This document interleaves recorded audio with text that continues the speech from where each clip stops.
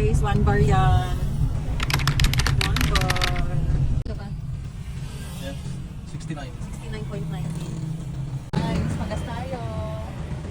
69.90. Ang gas natin ay 1 bar. Tingnan natin kung magkano aabutin ng full tank.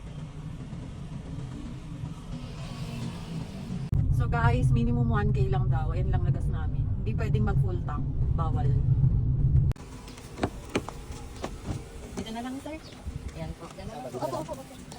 Salamat po. Okay, thank you din po. Okay po. So guys, may nakuha na kaming booking. Una pa lang. From San Mateo. Tapos, ang drop-off niya, Kamias lang. So, ang item niya is leche plan, guys. Leche plan lang. 20 tops. So, gotta go.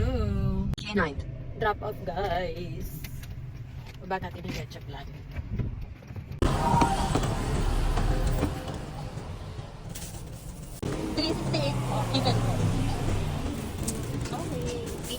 Okay po. Booking number 2.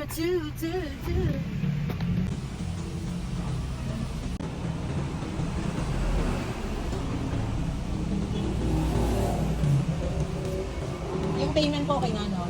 Thank you po.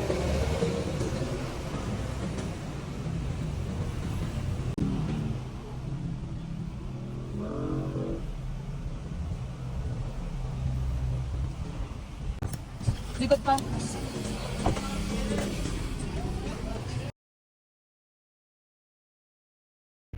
Drop off, guys. Drop off ng cake. Ng booking number 2. Paid na to by received by credit. Nimpa platitas po. Euro. Ito, ma'am. So, drop off to ng booking number 3 namin, guys. So, guys, ito na yung pinaka-last namin na pick up and drop off. Dahil hindi na nga kami nag-accept ng booking dahil may exam pa yung anak ko sa Montalban. So, need namin umuwi para sunduin siya and ihatid dun sa school. After ng delivery na yon, nagpagas kami, guys. Full tank. Ang sakit sa bangs. Pero okay lang. Ganun talaga ang buhay. Kailangan natin sumugal. Sabi nga sa kanta ng Bini, diba, guys? Ang buhay ay di karera. Kaya dapat matuto tayo lumaban sa buhay. Pero mag-iingat din sa daan, guys. So, yun lang for today's video. Mag-iingat kayo. Tututu.